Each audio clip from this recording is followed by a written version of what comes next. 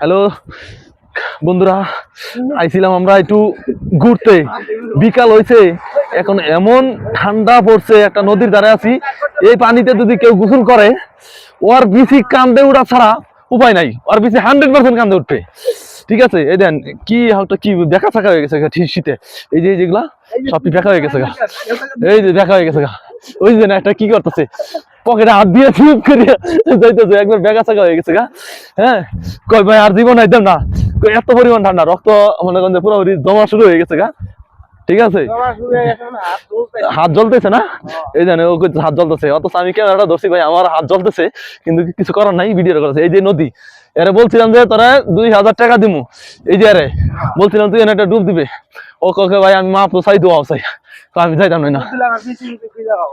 ও কই কি ভাই এই জায়গায় ডুব দিলে বিসি বিসি খুঁজে পাবো না, বিসি বিসি সব আড়াই দেবে গা, তাহলে থাক, দরকার নাই। এই যে পানিটা এত পরিমাণ ঠান্ডা পানি, বরফের পানি।